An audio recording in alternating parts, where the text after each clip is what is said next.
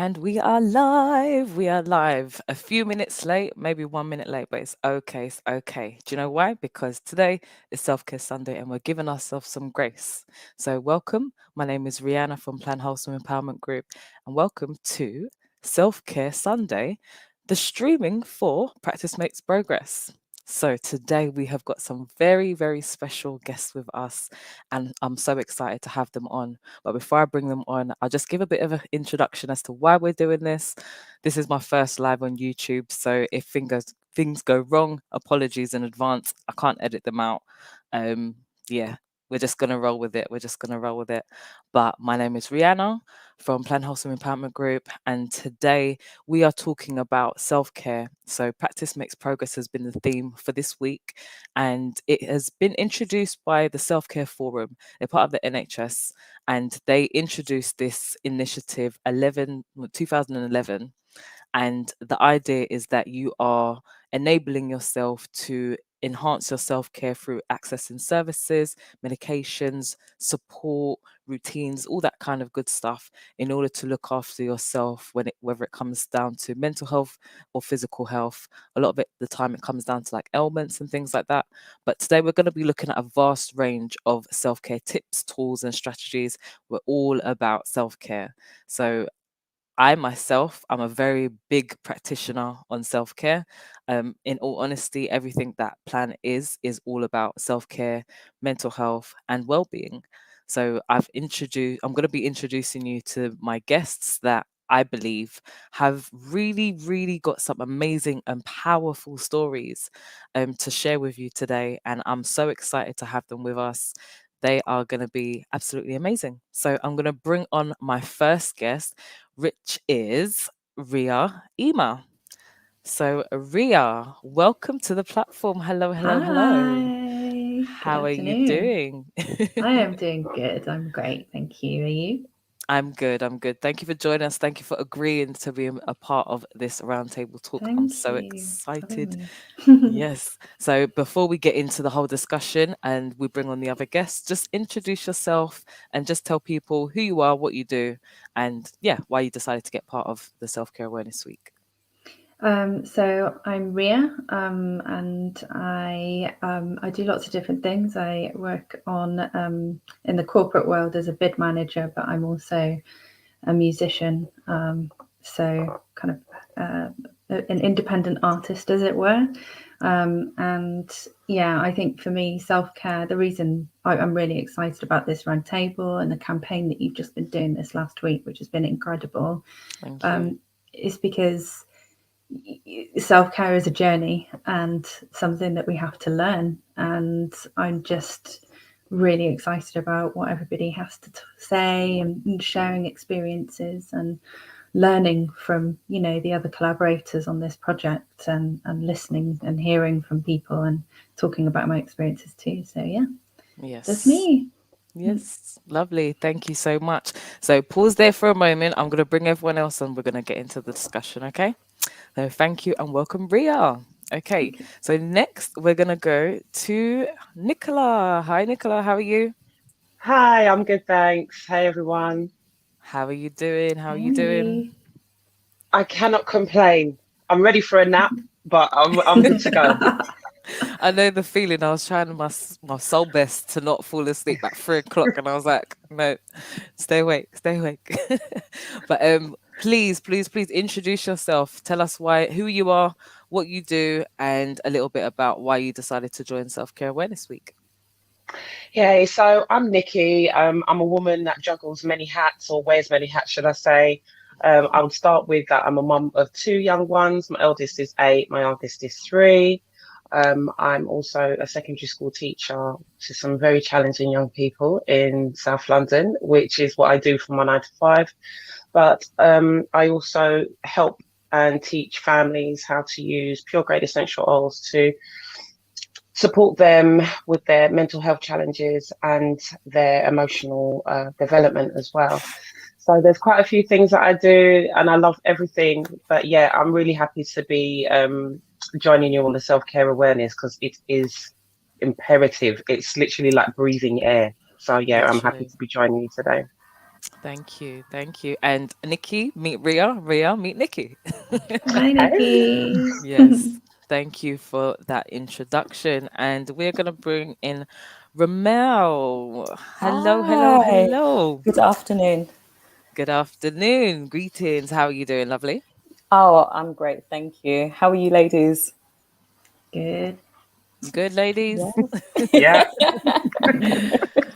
Good, good, good. So thank you for joining us, Ramel. I was just asking Ria and Nikki to introduce themselves. So also please give an introduction to yourself, who you are, what you do, and a bit of why you got involved with Self-Care Awareness Week.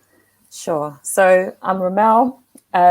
What do I do? Bit of a weird one. I'm a leather specialist. So I specialize in restoring and customizing leather to help individuals express their self, their authentic self. And I'm also dabbling in a bit of coaching. So I'm looking to help people who feel like they haven't had much control over their life, giving them tools to reclaim their power and rewrite their narrative on what they want to achieve in their lives.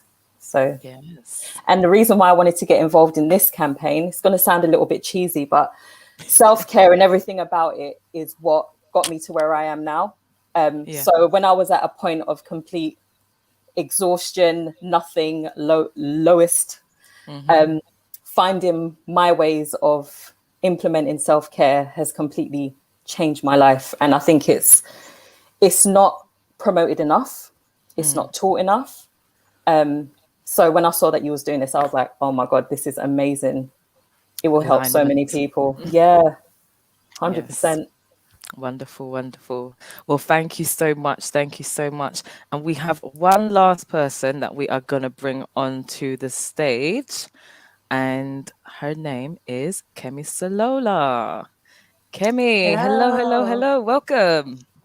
Hey, ladies, how are you? Hiya. Everyone say All hey. good, all good. So this is literally the first time you're all meeting each other. So we'll get into the whole hellos. But for the meantime, Kemi, you're the last one to join us on the stage. So just give a bit of an introduction to who you are, what you do, and why you decided to get involved into Self Care Week. Yeah, so my name is Kemi Salola. I'm a singer, songwriter, and artist. I wanted to get involved because I just feel like this is such an essential thing as a human being, you know, to just be aware and look after ourselves. And Rianne's always doing great things like this. So I just saw her, you know, talking about it and connected and, you know, wanted to get involved. So, yeah. Lovely, lovely, lovely, lovely. So thank you all again. I can't thank you enough for being part of this. It means so much to me because yeah, everything that you've all kind of said is very close to my heart. And I think self-care awareness isn't, well, not even just self-care awareness, just looking after self isn't promoted enough. Um, even when doing it well, it isn't promoted. Even when you don't do it so well, those are the tools that got you through a time. So just honoring who you are, how you've got there, and yeah, just being able to really get to grips with the essence of self care as you evolve as a being, I think is so important. And the theme is practice self care for life. And I think that is such a beautiful message to have because no matter what age you are, I know, Nicola, you said that you work with young children up until working with some of the oldest people in society. Self care is an imperative part of life. So I just want to throw a question out to you all, whoever wants to take it up first. Just the practice self care for life. What does that phrase mean to you, just on the offset? Practice self care for life. Who would like to answer that question first? Haven't. Yeah. Go ahead, Kemi. Yeah, I just feel like for me, it's about making healthy habits. Because if you practice self care, if you get into routines where you're, you know, implementing that in your life constantly, then it'll just be something that's just part of second nature. So yeah, I Mm, think it's just about making those daily habits. yes, I agree. I think it's Yeah, definitely I'd like to. about. Yeah, go on. Sorry, my love. Yeah, I'd like to jump on that as well and say that, especially with making the healthy habits, it's also like caring enough about how you feel in Mm, order to then put those healthy habits in place so that it is a lifelong act. instead of it just being as and when, or if it's just like a Sunday, or when you can sort of squeeze Mm, yourself on the long list of things to do. It's yes, enough, it's caring enough really about how much you feel about yourself. yes, that's true. That is very true. Anyone else? What is the practice self care for life? Or yeah, go ahead, Ramel. Yeah, so I was going to say something similar to Nicola. So it's about not just practicing self care when you feel like you have got to that point of, oh my God, it's all too much. Now let me look after myself. Mm-hmm. It's about learning how to just do the small things to keep you topped up throughout. So yeah, Yeah. keep it No, I, going. I agree. Don't just do it every now and then. Mm. Yes. Thank you. Thank you. Ria, what does practice self care for life mean to you? I think the key is, well, the two key things for me are the practice and the life. We have to sustain our lives, and it's our responsibility. Our lives are up to us to sustain and nurture, and the self-care element does take practice, because we're not taught to care for ourselves at school. We're not taught as children how to look after ourselves really, and we Mm, enter into life knowing a lot of academics but not really how to live properly yeah. and how to sustain ourselves. So it takes practice. We've got to kind of reprogram ourselves and practice and Mm, find those moments and understand what self-care means to us, because it's different for everybody and it's not just what Instagram tells you. It's very, very, very personal. I'll talk about that more later, but yeah, and yes. it's to allow you to live. It's a currency. That's Yes. what I believe. Yes, I like that. It's a currency, definitely. I've Mm. really been Yeah. bringing on this phrase, kindness is my currency, for the last couple of months. And that Mm. kindness is my currency is not just the currency that I want the world to feel, but also the currency that I want myself to feel at all times. Whether it is when, like Ramel said, during the good times and the bad times, the little things create the larger waves of currency that propel you to do the larger, grander things for yourself as well. And even the larger, grander gestures enables you to still carry on with the smaller gestures because it just keeps you going. So it's always a currency in reciprocation with yourself and with others. So yeah, I like that. Thank you very much. You're back. Wonderful, Kemi. Okay, so let's loosen up a little bit, ladies, because I feel like we're all a bit stiff. I feel like we're all a bit stiff here. It's okay. I know we're all on camera, but how about how about I give an experience of when self care wasn't as great, and maybe anyone wants to jump in if it resonates with you, because I would say for me, self care really wasn't an imperative in my life. Probably the most when I was in university, and that's when I really learned how much I didn't give myself time, attention, peace. Um, and it was between working full time, university full time. I was volunteering as well, part time, full time mother. And I was like, hold on, I'm listing all these things. Do I have any fingers left? And then when it comes down to to actually resting, that wasn't a priority. It wasn't at all. And I remember I suffered with migraines a lot. I was going through a really bad period of insomnia, and it got so bad that I would have such a bad headache I couldn't fall asleep, and then insomnia would keep me awake. But then I'm in pain from being awake. That the insomnia would keep me awake, but I try and fall asleep, and then it was just a really bad cycle. And I didn't realize how bad it was until like, I was on medication as well, like whether it was not only sleeping tablets but medication for the migraines as well as the pain of the migraines. So it just really snowballed into this big what's happening with my body. Like my body just didn't feel like me anymore. Um, that was when I literally was like, okay, I need to do something about this. I don't want to be on medication for the rest of my life. I know this is something I can beat. That's just one aspect of what it kind of did, but let alone the whole, you know, not being able to do certain things that you would usually want to do or even have the energy to want to do them. Um, what the next question is to you all. Does any of that resonate to you? I know some of you are mothers. Also, we all work. Like, what's your experiences of an experience that you've had where self-care wasn't really top of your list? It wasn't going so well. Was that to me, my love? Yeah, go ahead, Nikki. Oh, sorry. Anyone. Yeah, sorry. Um, I could have said that last week because sometimes you don't. Practice, it's a practice, isn't it? So sometimes it doesn't happen. But I do remember Hmm. 2018. I'd just given birth to my daughter. 8 weeks later, my father had passed. I'd launched my business. It was crazy. It was a crazy time for me. And by that, obviously, I had my son, and he'd just started primary school.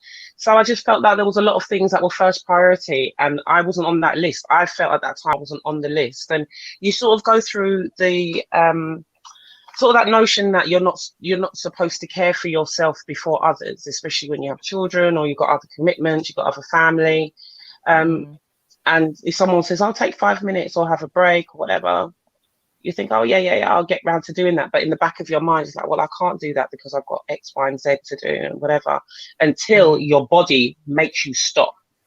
So things Yeah. like the migraines, things like your skin, you look, you walk past the mirror, you're like, who was that? And you're like, oh, that was actually me. Because you don't look yourself, you don't feel yourself, your hair is probably falling out, which I'd experienced, especially when I was at uni, losing weight, or sometimes putting on too much. I've gone through the whole spectrum of not looking after myself and doing the whole up and down thing. And yeah, like I said, it's when my body especially it communicates with me. However, I decide to listen to it when it's too late and I'm literally bedbound with a migraine. I can't move. Yeah, and that's when it's a knock in the face. No, I hear you. I hear you. And thank you for sharing. Definitely the children aspect do definitely take away from the self-care regimes, because like, am I actually allowed to, or is this, yeah. Who else? Go ahead. Who wants to go next? Anyone? I don't mind. Yeah, go ahead, Ramel. If I'm honest, self-care wasn't on my radar until 2 years ago. If I'm completely honest, self-care I didn't even know what that was. So growing up, I was always for other people. I always looked out for other people. I was everyone's ear. Everyone will come to me if they want advice. So I was just absorbing everyone's energy, absorbing. And at no point did I think, oh my God, what do I need? So years, decades, I'm doing for others, not doing for myself, until after I had my second child as well. And I just couldn't function no more. Like, my hair dropped out. I was getting painful bald spots around my head, which meant I had to completely shave my hair right back because it was coming out in chunks. I couldn't sleep. I was running on maybe 2-3 hours of sleep a day for a couple of years. And yeah, it just got to a point where I just remember I woke up one night because my son was crying. And I got up to go and get him and I literally collapsed. I had nothing. Like, I was that exhausted. I couldn't even go to my child. And then it's like, oh my God, I'm a bad mom. I'm not looking at. And I was like, okay, you're not even functioning. You're not even functioning, not just for yourself, but for your children. So what do we need to do? So it got to that point and I was like, okay, well, now I have to listen. All right, sleep. Yes. I had to give myself a bedtime. I was like, Yes. if I need to function, if I need to concentrate, I need to give myself a bedtime. And that's how it started. And like Nikki said, it's listening to your body and understanding what it needs so that you can get back to functioning at a normal level. Yes. So yeah, that's a brief background of going from no self-care to then having to put in the work. Yes, yes, it's true. Because if you don't, like you've both kind of explained there, it will sit you down. If you don't stop, your life will get stopped for you. I've had that too. I've had the whole collapse, and that one happened about 3 years ago, actually. Asthma attack, and I was like, oh, I didn't know, but no, it wasn't an asthma attack. It was a panic attack. So I found, and I was like, but why? What am I panicking about? Why am I? collapsing, and they was like, "Oh, you're stressed," and I was like, "No, I'm not. I'm not stressed. What are you talking about? I do self-care." They was like, "No, you're stressed. You need to slow down. You need to listen to your body, and you need to pay attention to." I was like, "But I do listen to my body." They're like, "But you need to do the second bit, pay attention to it." And that was the bit I wasn't doing. So I've learned. Otherwise, I would have been sitting down with by force, as they say, by fire, by force. I would have been sitting down. But yes, thank you for sharing. What about you, Ria? Would you like to go next? Yeah, I kind of actually, it's good to follow on from what you were just saying, because my journey has perhaps been a bit different. I don't have children. And first of all, can I just say, you ladies are superheroes. You know, that I think about my friends with children all the time, and I'm like, how do you do it? And the self-care journey for me has been different. But I often think about my friends. One of my closest friends, you know, she never takes time for herself, and it bugs me, and I'm constantly saying to her, please, can you just take 5 minutes, just take 5 minutes? And it's always, I don't have the time. And this is why I want to learn from other people, because I need to understand other people's experiences so that I can support my friends a little bit better to understand how they can integrate self-care into their life. But my journey has been more from the anxiety side. You know, I was always very career driven.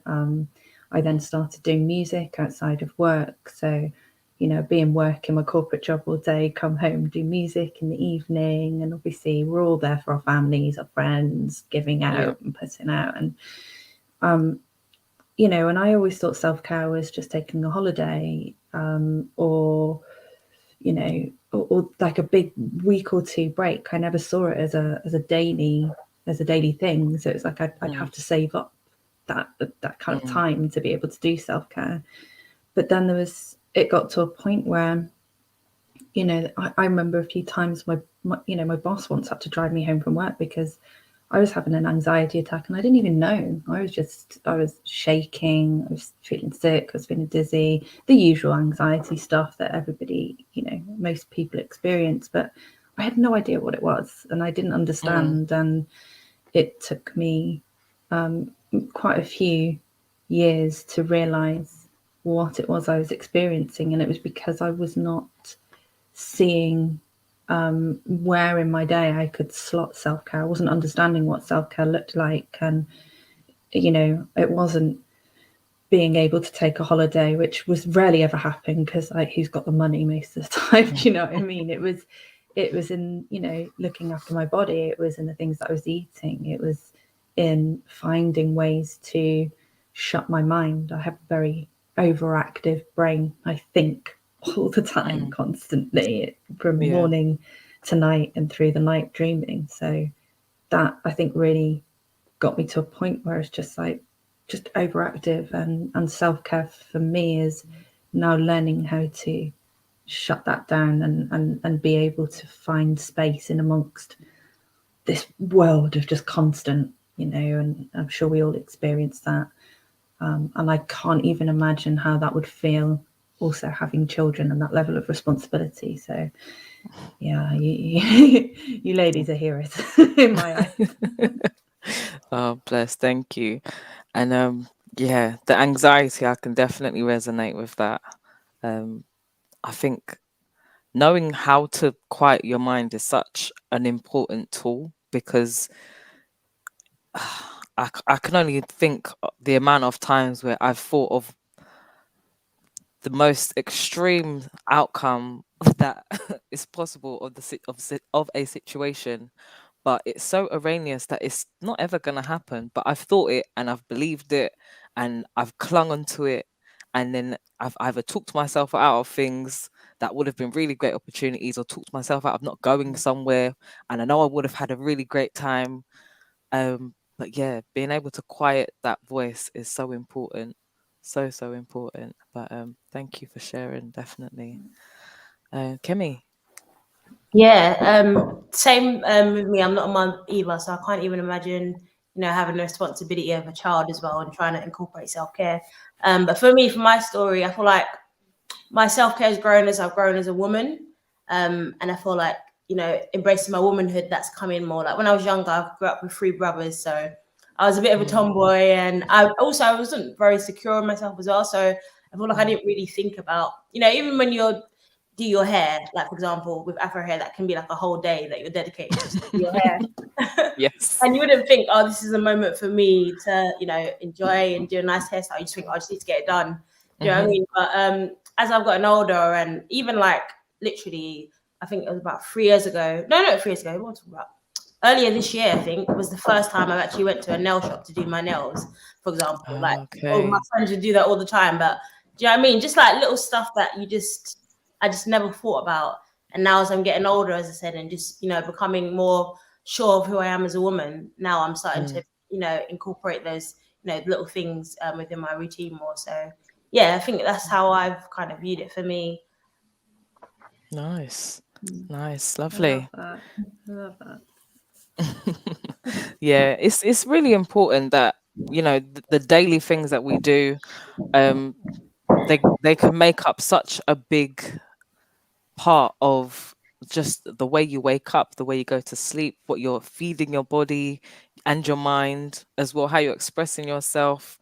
And something that I would like us to highlight. Sorry, I'm looking at notes if you see me looking away, because I've got a memory of a goldfish right now. But something that I've noticed is when I was doing the videos, when I asked everyone to send in a video for the self-care video campaign. So those of you that haven't seen it, go over to the YouTube. There's a whole load of 14 videos of self-care tips from these lovely, lovely ladies and many, many more people that decided to take part. But something that I noticed, there was a theme throughout all of the videos, is just the essence of taking time. At the very least, is just taking time for yourself. But that's my interpretation of the 14 videos. I would like you all to explain a little bit of why you chose the phrase that you chose for your video, and just remind everyone what your phrase was as well. So my one was, I practice self-care for life. I think it was, yeah. And I will journal whenever I feel free and fit to do so. And the reason why I chose that one is because I'm a massive journaler. I really believe in the power of writing. And I really believe in the power of writing your own story. Otherwise, someone else is going to tell your story for you. Journaling has been such a big part of my life since I was about 7. I've been writing in journals. And I remember looking back at some of them in my adulthood, looking at the problems that I was writing about, but knowing that at that time I was really going through something that I had to write about it. But as an adult, I'm like, girl, if you knew what you was going to be walking into as an adult, you wouldn't be writing about this.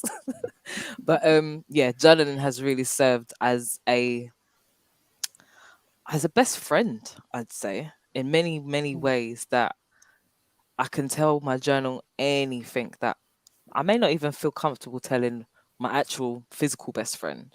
So that's my reason why I chose journaling as my self-care tip for the Practice Makes Progress campaign. Nicola, why did you choose your one? Remind everyone what your tip was for the campaign as well. So mine was to get out in nature, to go out in nature, whether that be go in the garden and just let the breeze let the breeze go across my face, or to do some grounding, out in the woods. One, I really do like when you get outside in nature. I love the feeling, for me personally, even when it's raining, snow. And before, if you was to say this to like my 24-year-old self, to go outside in nature in this country, in another country, yeah, fine. Especially like, I used to be in and out of Jamaica, like I was going to North London and coming back. I was always in that country, but it was never a thing for me. Yeah. To go outside, even if it was raining. But to do that in this country, on ground, take my socks and shoes off and stand up in wet. Oh, yeah.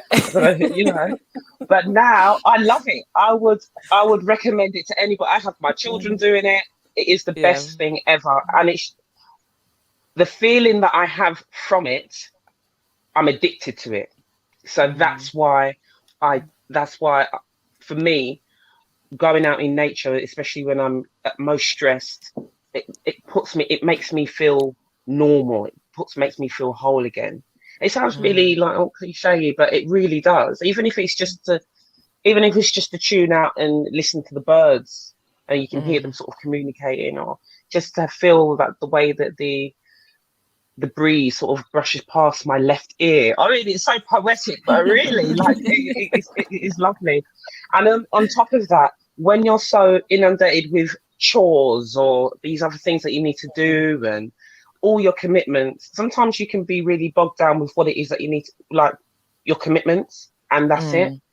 And like the chores, tidying up, this needs feeding, who needs washing, who's arguing, what needs marking. You know, the list is just never ending sometimes.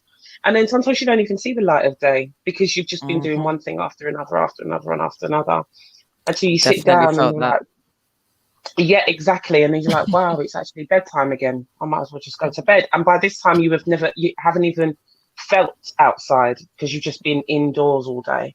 So that Mm. is why, even just to open the back door and just to feel the breeze and then get back to it again, I mean, it's the best thing for me. Yeah. Yeah, it makes me feel normal again. Yes. Yes. Thank you. Feel alive. Definitely feel Yeah, alive in and amongst nature. yeah. Right. Kemi, why did you pick your phrase, and remind everyone what your phrase was as well, please? I can't remember it word for word, but my one was around healing, I believe it was, and looking like the Yeah. food you eat, exercise. And I think that even Yes. stemmed from my own like personal experiences. I've got a health condition, so I kind of had to change my lifestyle around that. So yeah, it was just explaining it further, just thinking about the food you eat and the energy that you take in and just general lifestyle habits kind of thing. Yeah. Wonderful. And do you mind sharing a bit about your condition so people can be more Yeah. aware of what is happening with you and how best they can even support themselves if someone identifies with it? Yeah, so it's called neurosarcoidosis, which is a inflammatory condition and it affects the brain and the spine. The main classification is sarcoidosis, which usually affects the lungs. But my one was the brain, which is, I can't remember the statistics, but it's like one in a thousand. Like it was just such a rare thing for me to get. And I'm not really sure what triggered it. I think it might have had to do something with stress, I Mhm. believe, and some other things. But so yeah, during that time, I would just have a lot of fatigue, a lot of facial pain, a lot of headaches, just loads of, even up to August this year, I was in hospital and I Mm. couldn't talk for 2 days. I was a bit like just not in the right state of mind. It was just a very hard time. But I've been noticing that when I've been eating certain foods, that's helped a lot. So I've Mm. cut off dairy. I try and cut off sweet stuff. I try. But just having more of a plant-based, whole-based meals has been helping a lot, and exercising a lot. And I think just also, yeah, like just I've realized in self-care how that's helping me with my condition. So there'll be a lot of times I get very anxious because I do music as well. So music is just like it's 24/7 basically, and it's like it can be, it's non-stop. There's always an opportunity, which Mm. is good, but it can also, cause a lot of anxiety and so on. So I think I've just been learning to be calm a bit more and be like, you don't have to say yes to everything. Just take your time and appreciate the moments that you have. um, so yeah, I think just linking that with self-care, it's just been, yeah, just during this time, a lot has just come to me and just allowed me to be a bit more calmer and, less anxious, if that answers the question. Yeah. Yes. Yes, thank you. Thank you. And I strongly agree. I think a lot of the ailments that we experience are highly linked to our gut health. There's a Definitely. lot of information that's coming out about how our gut health not only interferes with our mobility, but also our cognitive abilities as well. So I'm not gonna say that I'm the psychologist to say that everything that they're saying is true, but I strongly recommend to do a lot of research around gut health and how that impacts, and obviously the foods you eat and how they impact on your gut health as well. So yeah. So, Thank you. sorry to add to that, like obviously, I have, because it was to do with my brain and it's quite a serious, part of the body. I've had to, and I am on medications and stuff. I have noticed definitely with the foods I eat and the exercise that I do, the difference when I have that in combination than when I don't. So that's why I said there definitely is power in food. And even is it Nikki, what you said about nature as well? Like, because obviously during lockdown, there was a time I was at home a lot, but I remember the times I used to go outside and just walking outside and getting the sunlight and, seeing the plants, just that was just wholesome enough for me. So definitely the things around us, there's a lot of power in them when we, pay attention to them more. Yes. Yes, I agree. Thank you. Thank you. And Ramel, please remind us of your phrase that you gave for the video campaign and why you chose it. So I believe my phrase was to take at least 10 minutes out of my day to either meditate, journal, or just recite or declare new positive affirmations for myself. Yes. And the reason why I chose those is, one, you did mention about time and there was a theme. And I think it's not just about time. It's about, we can do anything and just get it done, but it's about being present in that moment and and paying attention in that moment. So anyone can just sit down and have a cup of tea. I don't want to do that. I want to be present. I want to understand how I'm feeling within that moment. Just my reactions, what feels good, what doesn't feel good. Meditation was a big one for me. It was the start of my self-care after getting some sleep. And that was because, like Ria, my mind just doesn't stop. There's always noise, always very loud. So I found meditation. It was very difficult at the start, I will admit. Yes, 2 hands up, I agree. And it was very uncomfortable to kind of sit with how you were feeling, or sit with how I was feeling at the time. So it took practice. And now meditation, it has quietened the noise. I don't have so much noise now. And it allows me to look into myself and be like, okay, Ramel, what do you need now? What do we need to bring in? What do we need to throw out? And I can analyze myself, analyze my emotions, analyze my life. So that's why meditation is a big one for me. Journaling, it's good. I see the benefits of journaling. I'm trying to do it a little bit more, but being able to get things out on paper seems to lift some of the weight as well, of whatever's going on. And reciting and declaring affirmations. I loved that one. When you said that, I was like, yes. And the reason why I chose that is because I was one of those people that seeked validation elsewhere. So my happiness always came from an external point. I wanted someone to tell me that I was doing good, I'm doing well, and it never came from me. I never self-validated. So when it came to a point where I was no longer getting that because I had to detach myself from certain situations, it was like, am I actually good? I'm questioning myself, like, am I doing well? Am I good enough? So I was like, you know what? You are. Girl, you are. I love it.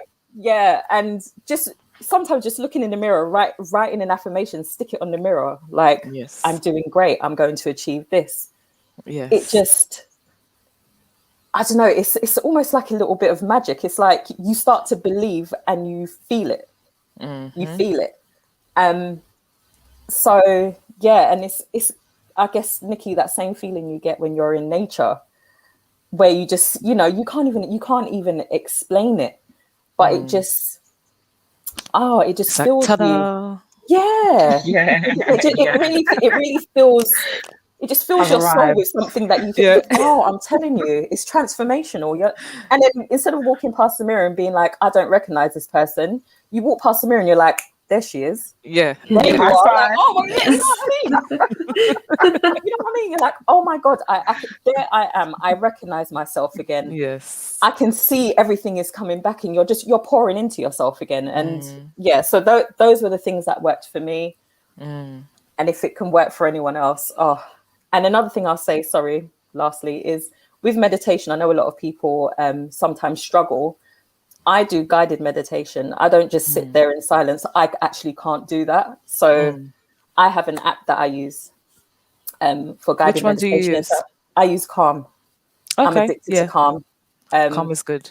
Yeah, so I found the guided meditation and the soundscapes done wonders, absolutely, especially to help me sleep as well. I'll just put on a soundscape. Within 5 minutes, I'm out. So yeah, Calm app, anyone. Yes, It's I like amazing. that. I like that. Headspace is good as well Yeah. as yeah, there's a few actually. There's a few. And you know what? I will say you mentioned about journaling and I saw you was a bit hesitant there when you was like, journaling's good. And then you moved on. But do you know what? Honestly, I'm always gonna advocate for journaling. I'm always gonna advocate for journaling. Where's my journal even? My journal's No, do you always know near what? me. I am not knocking journaling, because one thing I have found is journaling almost helps you manifest where you want to be. Mm. And I know everyone journals different as well. Some people just get their feelings out, or some people like to write where they see their self as a means of feeling like it's in reach. Journaling is amazing. It's just that is something I need to practice on. Practice makes progress That's what I with was gonna journaling. say. Yes, that's what I was gonna say. Because the same way how you found meditation difficult and somewhat uncomfortable sometimes, and then you got into your groove with it, journaling is exactly the same as that practice that you had with meditation. Because, like I said, I've been journaling since I was 7. Like I would Amazing. draw things. I would even just draw pictures of how I felt, and then it turned into words, and then it was like, okay, a full-on expression. And now I could literally sit there. I can either use journal prompts if I'm not really feeling it, but there's times where it's like, "Do you know what? Let's get down to business. Dear journal, this happened and that happened. Like, there's days where it just flows, you know. But it's gone with let's not say how many decades of practice, but yeah, it's come with decades of practice. Yeah. I was going to But add yeah. also with the journaling as well, because I journal as well. But I Mm, think for the past years, I haven't been as consistent with it. And also because of technology, I feel like I've been doing it on my phone, but it doesn't feel the same as yeah, when you write it in a book. I feel like that yeah, is such a deeper feeling. So yeah. it's a I feel connection. like there's a connection between the heart and the pen. Like Yeah. when you're writing, there's that special connection that you can't get with an app or with a notebook on Fine. notes, so to speak. But yeah, thank Yeah, you. 100%. And Ria, your phrase that you gave for the video campaign, and why did you choose it? Yeah, I mean, before I get to that, I think one of the things I wanted to touch on, just listening to everybody's experiences and stories, is I think, I think we all see self-care. Sometimes people see on social media, self-care is meditation or getting out in nature and all of these things that you've all talked about. And I do all of those things. And one of the, I did write some notes ahead because I forget the things that I want to talk about. It's okay. I've But got my notes here as well.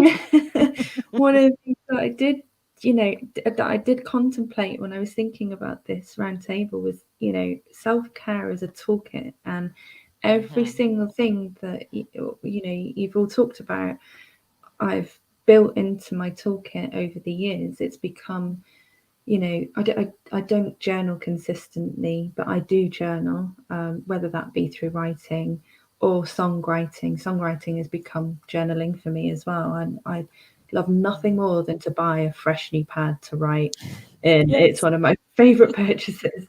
But I've sat there with my feet in the snow to ground off, and it doesn't matter the freezing cold or whether it's the beautiful rain in the tropics, and it's always a really grounding experience, and it's perfect in that moment. And I really have to say I really related to what you were saying, Kemi, because I think the fuel that we put into our bodies has such a huge implication on how we feel as people, and we're not I don't think we're doing that enough, and it causes so many issues with inflammatory problems. And one of my biggest journeys that I'm struggling the most with at the moment is sugar.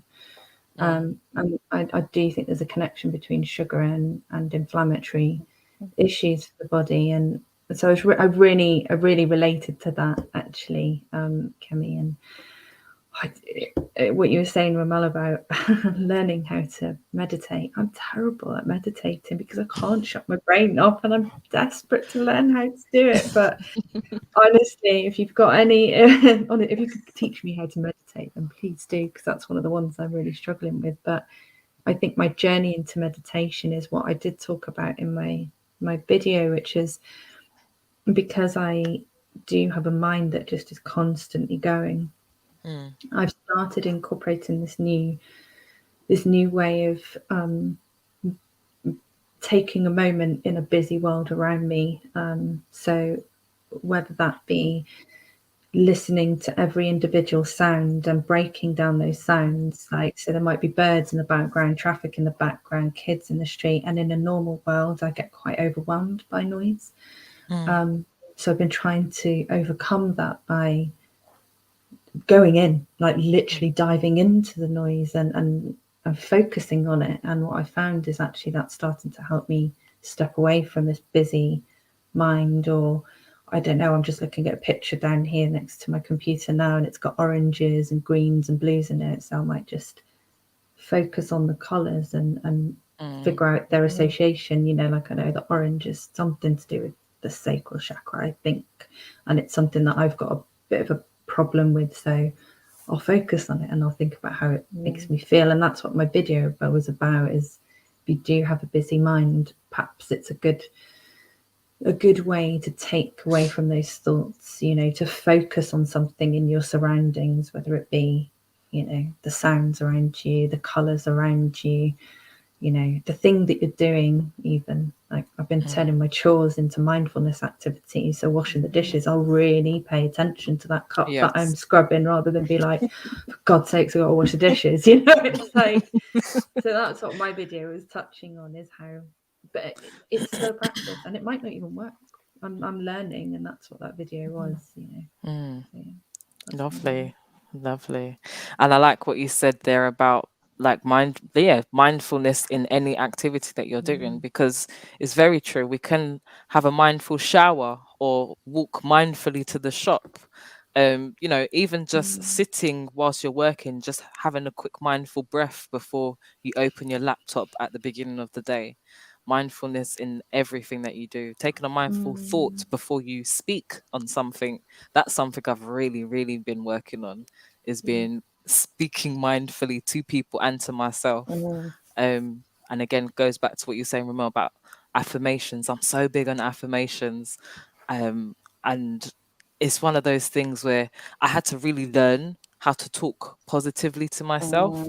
My inner critic is so loud that it's like, okay, how do I shut you up? Okay, recite this over and over again, to the point where I got it on a chain. And it was one of those things where I was like, okay, I'll hold it should I feel that it's not hitting right when I'm saying it. It's like, okay, I can feel it now, it's on my body, it's next to me, it's close to me. And even, I know you guys can't see in here, but in my bedroom there's affirmations everywhere. The vision boards, affirmations. And I'm just like, when I wake up, I'll look at them, I recite them, I remind myself of where I am now, but also where I'm trying to get to in life. And I think it doesn't always work. Let's be honest. Practice does make progress, but the times when it does work, it's bloody phenomenal. It's bloody phenomenal. I think that's the beauty of self-care as well, because it's so personalized. There's no one right way, or you could be doing something one way and then you find that after a while, you know what, it's not having such an impact. So let me try and do it a little bit differently. It really is an individualized journey.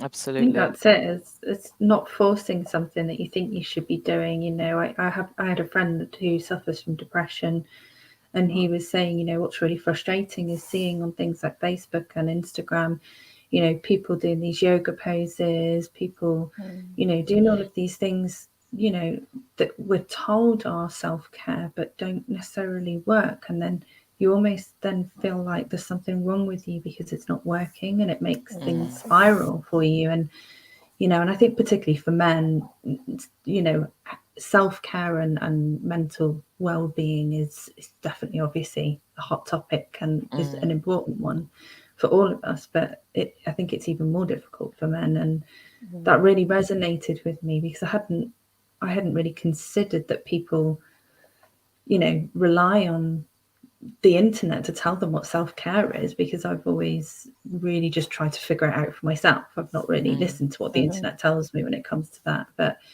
a lot of people are stuck in that environment where it's almost like you're forcing yourself to try and do something that doesn't necessarily fit in that moment. And I think it's really important for us to learn what's right for us and what works for us. Yeah. In any given moment, you know, an affirmation might work 1 minute and then it might not the next, like you were saying, Rihanna. Yeah.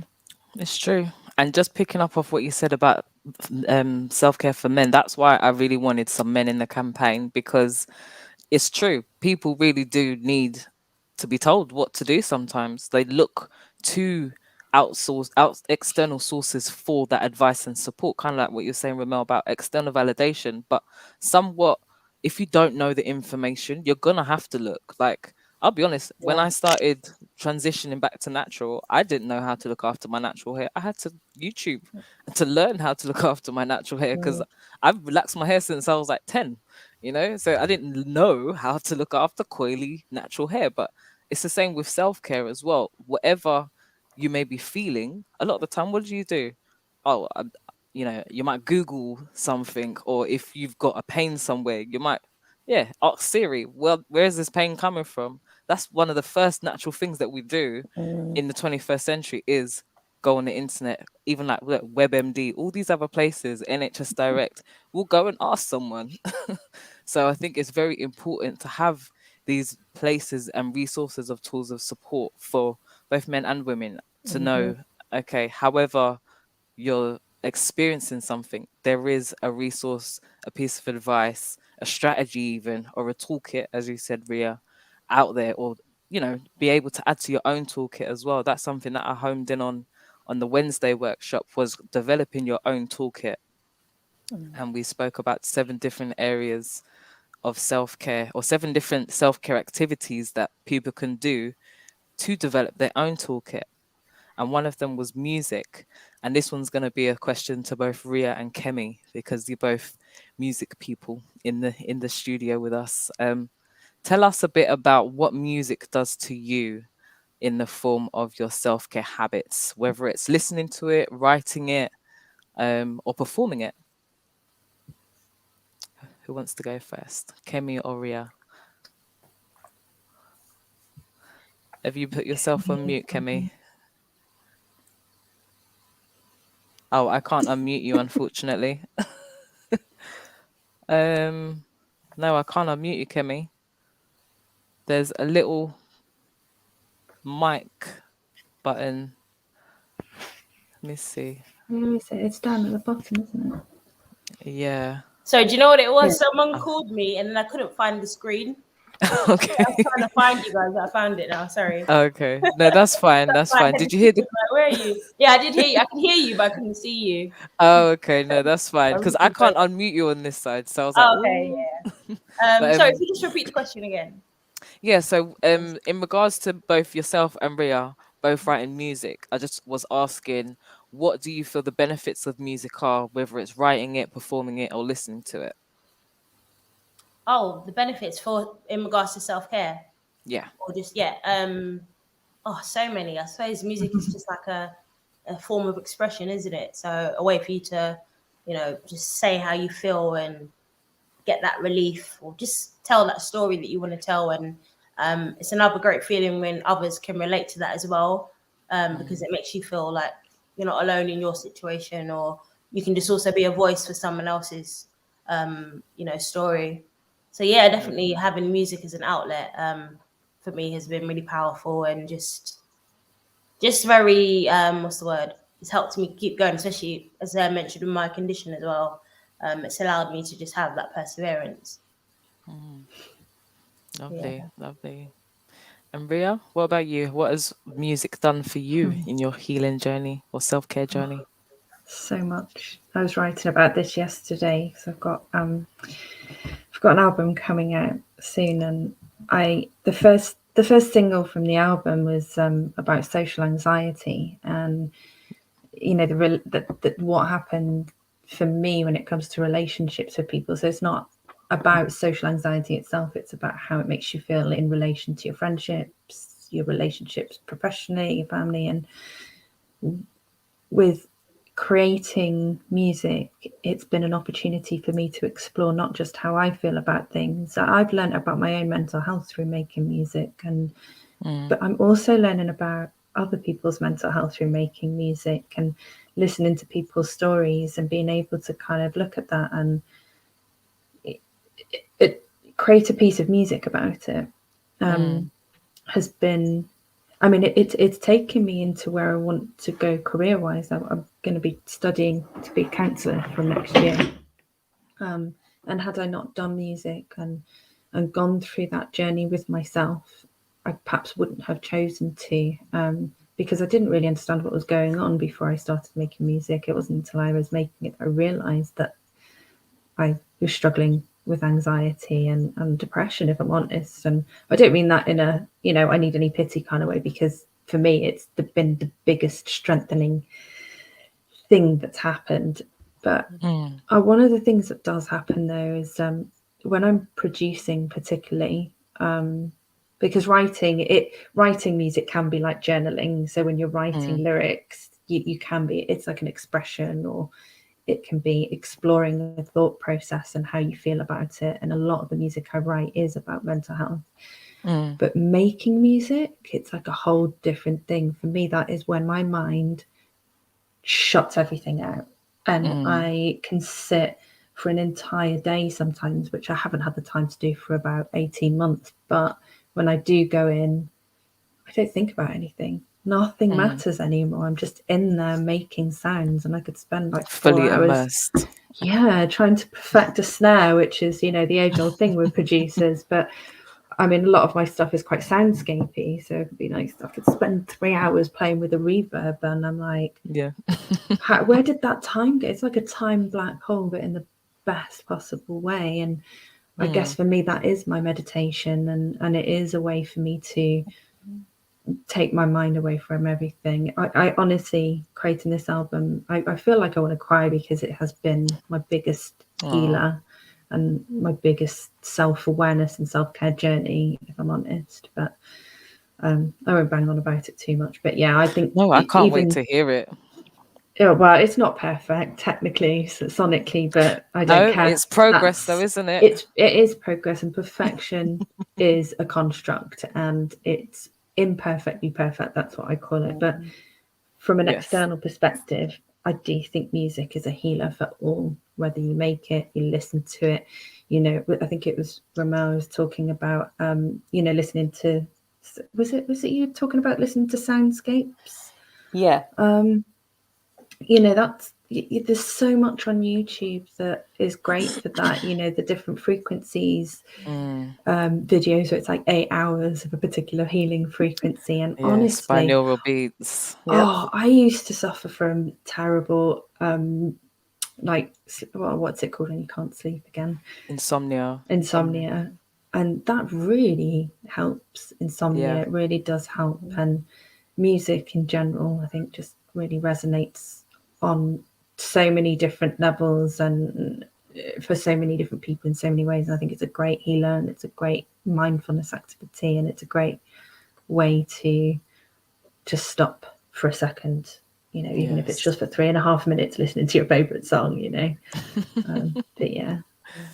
Yes, no, I agree. And I'll always say this, whatever platform I'm on, always make yourself a playlist. A playlist of uplifted music. I've got this playlist called Grand Rising, and I listen to it every morning on repeat until I feel okay to get out of bed or to start work or wherever it is. But it's just a whole list of uplifting, positive music. It speaks life into me.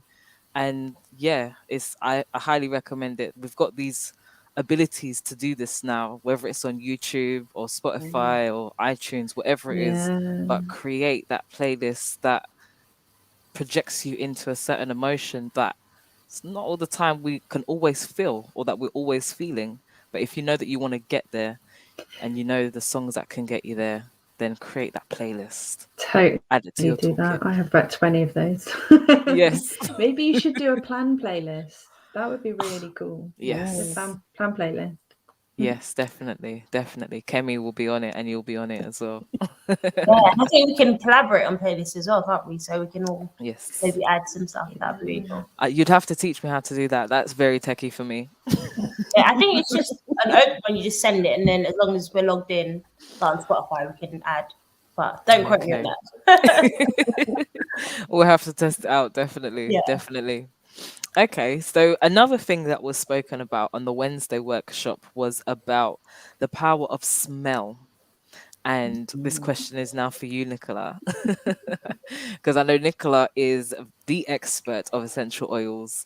And something that I highlighted was how, for me, I use incense sticks and I use like wax melts, things like that, and essential oils in what's it called? Diffuser thing. Diffuser, yeah. Yes.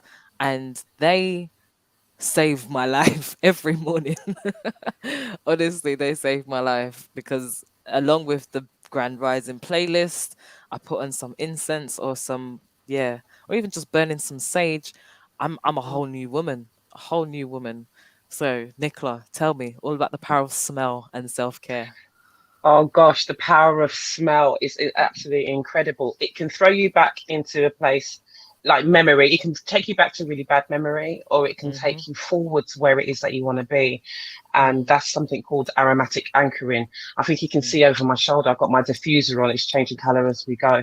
And I mean, I've got more diffusers than I've got rooms. Even in my classroom. And even in my classroom, some of my students come and go, what's that smell? But there's so many like variants on what you can use. Like, you know, it can help cleanses the air, or it can help with stress and anxiety. It can just help with focus. There's so many things.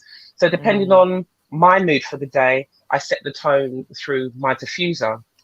And it works wonders for my children. The power of smell.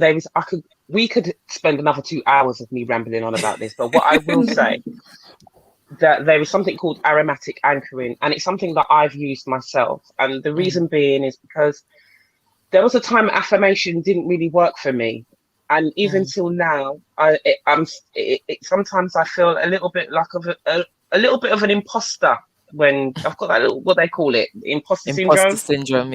Yeah, where I would be saying these affirmations and they're not sitting right with me.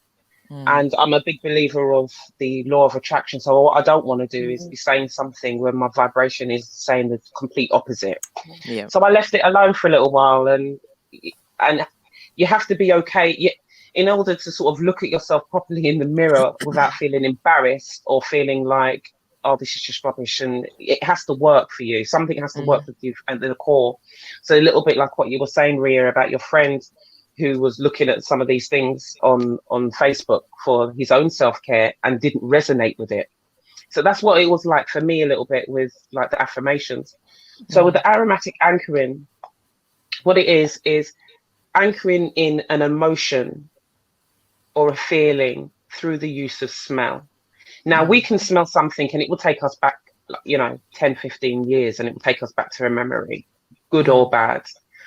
But with aromatic anchoring, it takes us forward. So you would smell something, you would inhale it. You can either smell it directly from the bottle, or you can, essential oil, obviously, is what I'm referring to. Or you can put it in your palm of your hand and inhale it. Now, it doesn't have to be an essential oil. However, when you take in this scent, and you take in this aroma, you then say words or invoke an emotion that you want to feel. So for me, my smell was bergamot. It's a citrus oil. Absolutely in love with it. So I'll put it in the palm of my hand, inhale it deeply, and then say the words, everything will be okay. And this was at the time of when I've just had my daughter. My father had just passed, and there was 101 things going on. And again, affirmations didn't work for me. I would inhale and I would say, everything will be okay. Everything would be okay. And I would keep repeating that as I smell bergamot, that aroma. And Mm. I do that over a period of time to now that when I now smell bergamot, I automatically say in my mind or have that feeling, that emotion that all will be well, everything is will be okay. And it's a technique that I use with my students. I have students who have mild mental health and, you know, emotional difficulties and ADHD and, you know, the list goes on. And their self-belief, their self-worth can be quite low sometimes, depending on their background or whatever's going on for them. And because I knew how it worked for me, it was a no-brainer then to use that with my students. And it's incredible. It's like a muscle that has to be worked on. It is something that you have to do regularly and be consistent with it. But it does work. And it's powerful. It's absolutely powerful. So I say for a diffuser, not only does it cleanse your air, now we'll get it all technical, I'm going to tell you that, right? But having a diffuser in your home is like having a bath. It's something you have to have in your house. So if you've got somebody who is like moving home or wedding present or whatever, get them a diffuser, because not only does it help cleanse your air and it looks after everybody's quality of air, but it really does help with moods and sleep and focus. It's an imperative piece of equipment or furniture that I believe must be in everybody's home. Yeah. So when my kids are going a little bit cray, I'm like, all right, it's 2 oil hours time. before. Yeah, it's time. Yeah, we're like 2 hours before bedtime, but let's start the bedtime routine from now. So we just bring it down a notch, put the diffuser on, and then just like bring it down a little bit. Get ready for bed from now, please. Yeah. Yes. I love it. I love it. And do you know what? I think that is definitely a piece of advice that everyone should add a diffuser to their personal well-being toolkit. So I'm definitely gonna buy some more. So you said you've got more diffusers than rooms, yeah? Okay. Oh yeah, I tell you, too many. No, not too many actually. I've got more than enough. Yes, I've got more than enough. Yes. I love it. I love it. I love it. Yeah, I think I need to buy some more. I've only got two or three. Yeah. So yeah, I definitely need to buy some more. um, and what else? So Ramel, during the workshop, something that I was talking about was the power of creativity. Now, creativity in all forms, and we've kind of all touched on a bit of creativity here, whether it be music, journaling, but you've got a very unique talent and gift that I really want you to explore and explain a bit more, because I think it's very interesting that one, I don't see or hear of many leather restoration people doing that kind of stuff, but it sounds very creative, hands on, but again, kind of like what Ria was saying, something you can get very immersed in. Tell us a bit more about your line of work and how that adds to your self-care. So, yeah, long story short, what I would do is, you know how we buy loads of shoes, bags, whatever it is, and we wear it, we get bored, and all it sees is the back of a cupboard or a hanger or whatever for the rest of its days until we decide to throw it out. So when you are clearing out and you're like, oh, do you know what? I forgot I had this jacket because it had a little rip in it. I will take something old like that and completely turn it into something that looks completely brand new. So it'll look like you've just bought it from the shop. You can customize it exactly how you want. So it could be that, you know what, I bought this bag, I don't like the color no more, I'm really bored. So I'll patch it up, change the color, add whatever designs you want. And voila, you've got something that not only you're not wasting, you're not having to buy something new, but it expresses who you are. It's a reflection of your personality. And yeah, that was one of the, I wasn't aware that it was part of my self-care when I started. But it was when I told you about a couple of years ago, when everything kind of hit that point, I thought, okay, I need something for myself. Like everything was about my kids, about everything else. I never had something for myself. And it was always something I was interested in. So I thought, you know what, let me just start with some bits that I have at home. And as soon as I got stuck in, it was like how Kemi and Ria was talking about music. Like once you're in it, you're just immersed, you're in your own little bubble, your own little world, and there's nothing that can interrupt it. And that's exactly how it felt when I started doing that. So yeah, it was my way of recentering and rebalancing myself. And then it just turned out that I was quite good at it. A few people said, throw these on Instagram. What are you doing? How did you do that? Yeah. And now I have a whole business. I have a whole shop based around that. So yeah, and I absolutely love it. And the same feeling I had at the start doing it, of that escapism, is exactly how I still feel now. And when I'm doing it, I learn different parts of myself as well. It's amazing. Yeah, it's amazing when you have that time in your own space. Not only are you able to kind of calm down, stop the noise, slow down a moment, but you start to take notice of yourself, things that you love, things that you don't like. You might discover new passions, you might discover new hobbies you want to get into. So yeah, that's how creativity helped me. No, I love it, because you know what, we live in such a wasteful world that, this is, it's old or it's out of fashion, I'm gonna throw it away. And I'm a big believer in sustainability and upcycling. I'm the type of person that will see something on the roadside. If it's not damaged and it's not got maggots and all that stuff on it, but I'll be the one. Oh, I could see that in my house if I, lick a paint, a bit of spray paint, and some diamantes or some cloth, something like that. And yeah, it can look nice. I've made a few different items for people, and I think even just that personal touch, that I can imagine when you've got customers, the reaction that they see from what it was before to after. It's like, oh, you did this, I can't believe it. It's the most beautiful feeling. And I think one thing that we need to get out of as a society is this whole, you have to follow a trend.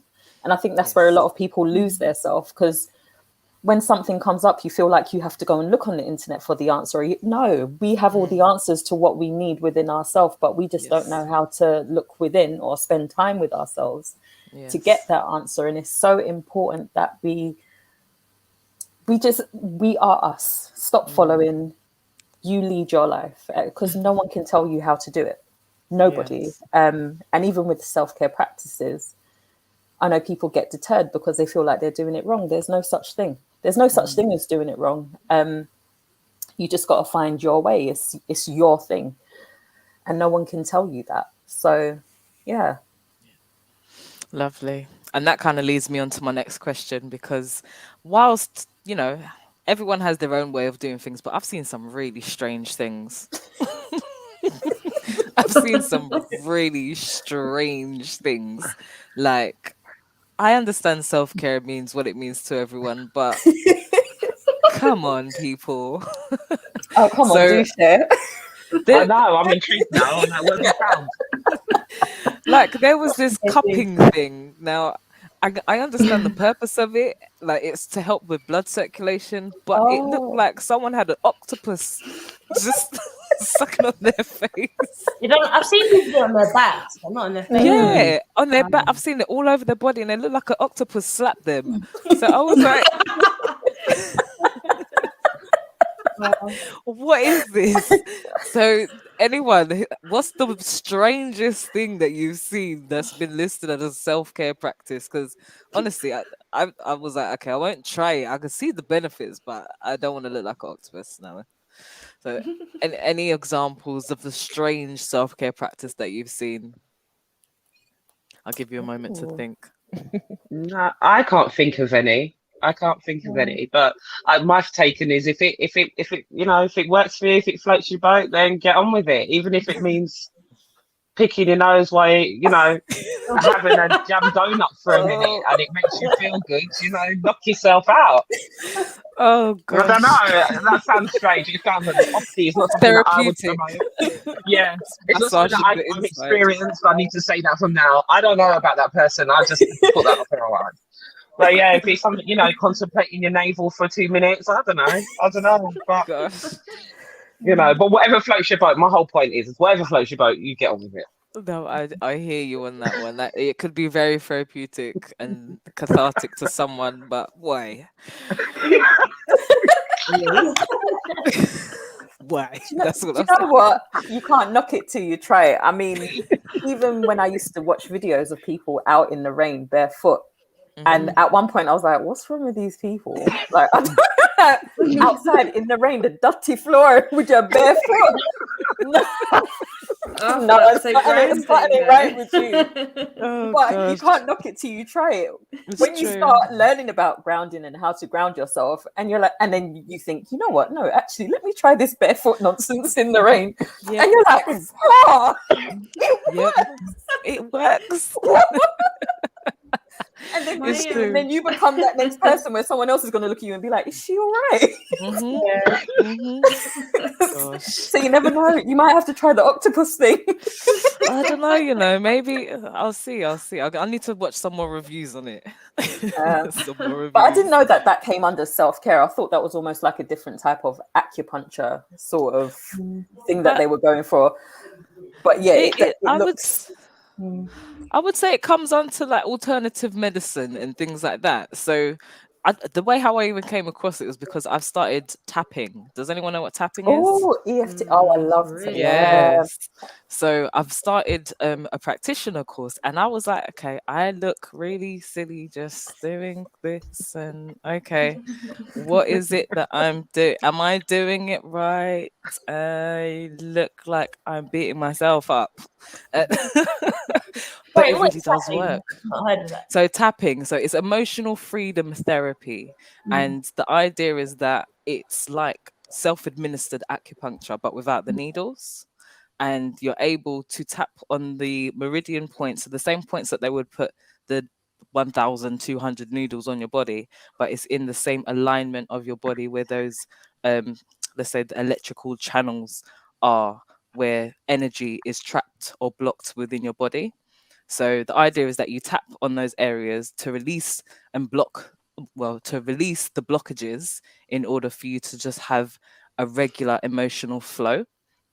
Now, when I started doing this, I didn't even want to do it in front of my partner in case he thought something was wrong with me. I was sitting in my room and I was like, okay, let's see if this actually works. And I sat there and I was like, I still feel the same. I don't think I'm doing it right. So I kept on doing it and then I kept on doing it. But then I think because I didn't do enough research behind it, as well as maybe I just wasn't in the right headspace for it. But now I can sit there for about 15, 20 minutes and sit there tapping away, whatever sequence. And the more you do it, again, practice makes progress, but the more you do it is the more relief you can get from it. So that's why I was asking about strange self-care practices, because that's a strange one I came across, but I've also adopted. And yeah, it's definitely been working to the point where now I'm becoming a practitioner in it. So yeah, that's strange, amazing. But that's not really strange. Interesting. I wonder whether part of that is the repetitive nature of it, because I had tapping. I used to have kinesiology, and she's tapping, and I think it's also linked to mental health therapy. But when I was in my kind of like mid to late 20s, and I really started to have a lot of anxiety attacks, and I didn't know what they were. One of the things that my partner at the time observed was that I would always be tapping, and I've noticed it in other people who have anxiety, that they'll be doing this. There'll be like a tap, and it was compulsive. You know, like how some people tap, like shake their leg compulsively. And I wonder whether there's a link between, that compulsive, repetitive tapping and the meridian tapping that actually helps to overcome the anxiety or whatever. It does a lot of really good things. It's a really powerful tool, actually. But just kind of interesting. There likely is, because I think when it comes down to because like I said, even when I started tapping, I still felt the same. So the idea is that you're meant to rate where, say, the discomfort or the pain is from a scale of 1 to 10. And say if I start tapping and the discomfort's at an 8, by the time I've got to a point where I may want my discomfort level to be, say, at a 3. If I continue the process and the practice, the idea is that I'm meant to get to a lower point of discomfort over time. Now, the repetitive nature enables me to continue at those different access points, but also it's a distraction away from the pain that I'm feeling and experiencing. But also, when you're tapping, you recite a positive affirmation as well. And the idea is that you project yourself into a positive state of mind, but giving the acknowledgement to the pain that you're experiencing. So the phrase would be, although I'm experiencing this pain, say if I've got a pain in my neck, although I'm experiencing this pain in my neck, I truly and fully accept myself. And as I touch and tap each of the different meridian points and continue reciting that affirmation, the pain literally does relieve itself. So I strongly recommend it for anyone that might be feeling or experiencing some type of emotional and physical pain as well, because a lot of the physical pains are related to an emotional distress. So yeah. Any other strange self-care practices that anyone can think of? I don't think this is a strange one necessarily, but I think it's one that's perhaps a bit of a taboo in a world where we're supposed to be doing everything to be okay all the time. But me and some of my friends sometimes joke about having a scheduled meltdown. So whether that be like a day where we've got free to ourselves, where we can just go and crawl under our duvet and eat cake and not bathe for a day, or even if it's just 10 minutes to go and scream into a pillow. And I think, you know, we talk about self-care and you know, mental well-being in a sense of, you know, we're striving to be at a level of perfectly okay all the time, but actually we're not always okay. And I think we've got to be okay with sometimes just having that moment to go. I didn't say it out loud, but Yes. but, No, I you know, agree. like, I think, and it's, you know, we do joke about it. You know, it isn't funny, but I think it's okay. I know it's really cliche, but it's okay to not be okay sometimes. And I think a little scheduled meltdown now and again, when you've been really busy for like months and months on end, or you need to step off the roller coaster and just hide away from the world. And I mean, she's got 2 kids, both who are beautiful but hard work and a bit challenging. And sometimes she's just like, I just need to hide in the garden and just like shut the back door and let them get on with it for a minute and just be like, Yeah. I can definitely relate to that. Definitely. But I like the idea of calling it a scheduled one, because it means that I've allocated that specific time to do everything in my power to melt down and then come out of it.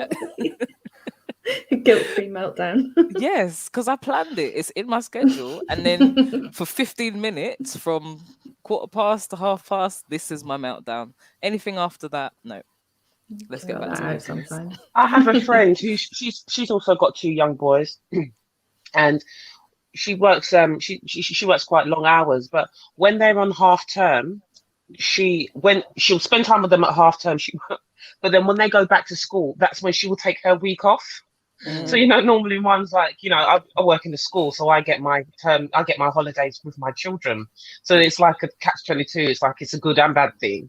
But for her, what she will do is she will do her usual schedule during term time. But the minute they go back to school, that's it. She's having her week off. And I say, why do you do it that way? She goes, no. I need to. And I get it. I've started to get it now. You know, it's actually a good idea if you're able to. You know, go full throttle with it. You know, do what floats your boat, really, if you're able to. You know. I like that. I like that a lot. Ramel, did you have your hand up? Was you just agreeing? No, with I was Nicola? agreeing. Yep, I do that. Yeah, the first couple of days they're back, I do nothing. I just enjoy the peace. Yeah. Do you know what I remember? Actually, I saw I think it was a Facebook story of yours, and it was like, "Oh my god, can you hear that? It's nothing. It's silence. They're not here." I was crazy. Amazing, absolutely amazing. That's so bad, isn't it? But no, it's that's not. the reality. Okay, can we get over this thing? Because even us as mums, we deserve to be that little bit selfish when it comes down to we do everything. We keep you all alive. We deserve at that time to say, right now, I don't care about you, but I love you. I love it. I love you so much that I can't care about you right now. Go to bed. By this time, it's 4 o'clock Yeah. in the afternoon. I said this to my son yesterday. He was like, I'm 14, right? And I was like, yeah. He was like, it's 2 o'clock. I said, yeah, go to bed. I was like, We okay. used to have nap time all the time when we were young. Like it was my parents would schedule nap times, even if we had play dates with like Yeah. friends and stuff. It'd be like 2 o'clock, and they'd be like, right, bed. Yeah, Yeah. that's just an Like, hour for bed. mum. Good for them, It's gym actually, o'clock for them. Say that again, Kemi. Yeah, so it's good for them to have a little daytime nap, you know. Yes, you have to. You have to. Yeah. Oh gosh, it's definitely needed. Oh gosh. All right, ladies, we are gonna be rounding off because it has been an amazing, amazing discussion with you all. What I will ask you for is one last tip. I know you've given lots of useful bits of information, but just one last tip for our viewers on how they can practice self-care for life. I'm gonna go first to Kemi. Let's go with Kemi first. How you can practice self. Well, I'm just going to kind of go off on my video, which was just about making daily habits, good habits that you can incorporate into your life to do with your health. So whether it's your eating or exercise or just taking moments to relax in your day and have some you time. So yeah, that's my tip. Lovely, lovely, lovely. And next, I'm going to go to Ria. Any more tips that you can give to our viewers? I think a lot of people struggle with self-care as being a selfish thing and attribute a lot of guilt to self-care. And I think it's really important for people to understand that you can't keep giving to others unless you give to yourself, and you have to be able to care for yourself, otherwise you're going to break. This world is too much, so you have to love yourself and care for yourself to be able to do the same for others. Yes, definitely. Can't pour from an empty cup, as they say. Indeed. Lovely, thank you for that. And Ramel, what about you? Any final tips? I think the biggest tip is do what makes your heart happy. That always comes under self-care. And also one major thing is do it by yourself. Don't let anyone impose their self on your time. It's important that you have your time by yourself to do that thing. So if someone wants to join you on, I don't know, whether it's cooking a good meal or meditating, make a separate time to do that. Your time is yours and stick to it. Nice, thank you. And Nikki, your last tip? Yeah, I would say saying yes to yourself is a powerful thing. Yes. And ensuring that you put yourself on that list of things to do. In sometimes in saying no to others, you're actually saying yes to yourself. And I would also say self-care pit stops. So even if you put an alarm on, if it's doable, put an alarm on. Or if you're in tune, you've started to practice that you're in tune and say, you know what, I need 5 minutes, take your 5 minutes. I'll call them my little self-care pit stops. Or put an alarm on and say, okay, 12 o'clock, this is my 5 minutes. And then I'm going to get back to it. Sometimes we need, it's a practice to ensure that you're always putting yourself somewhere on the list of things to do during that day. I think it's really important. Love that. Love that. Self-care pit stops. I'm going to steal that. Thank you. Yeah. Oh, I love it. And do you have any questions for each other or for me, even whilst we're rounding off? Happy to So when you're answer. doing your cupping therapy, oh, get back to me in 2022. I'll give you all an update. I'll do a video about it. We'll see how it goes. Yeah, I will try it. I just was like, oh, yeah, looks a bit scary, but I will try it. I don't know when. Yeah. Love it. Oh, okay. Well, if that is all the questions, no questions for each other? No questions, but I do want to say thank you to you all for sharing everything that you've spoken about today. It's been so useful. Yeah, no, same. Yeah, likewise. It's amazing to meet you all and just have this conversation. It's so important. Yes, Yeah, yes, yes. definitely. Same, and I reiterate the thank you, the gratitude, because for me, I'm on a massive learning journey, particularly when it comes to training to be a counsellor, and you can learn everything from the books, but it's the people and individual experiences that I really want to learn about. And I've spoken to Rihanna about this already, but for me, this has been really, really, from a selfish perspective, it's been really, really brilliant to hear your stories and hear how things have affected you and the tools that you've put in place. So thank you. I'm really grateful to have been part of this. And thank you, Rihanna, for organising this. Yes. It's been a brilliant campaign, Rihanna. It's been really beautiful to be part of it. Thank you all for being part of it as well. And what I will say as my final tip is always remain a student of life. You don't know what you can learn from yourself and others. And the second tip I'll say is be compassionate, because it's a journey that you can go forward and backwards at any time in your life. And the third tip I'll say is ask for help. Ask for help when you need it, because yes, self-care is important, but one of the things about self-care is that we don't ask for help before we get to a point of needing self-care and support from others. So remember that others are available. So thank you all so much for such a lovely discussion. I'm going to email you all in a little while and just express my gratitude in a bit more detail. But for now, those of you that are watching, thank you for joining and listening. If there's any comments, I will respond to them once the stream has ended, because I've not seen any comments come up whilst we've been talking. I've been keeping an eye on them. But yes, practice makes progress. Self-care for life.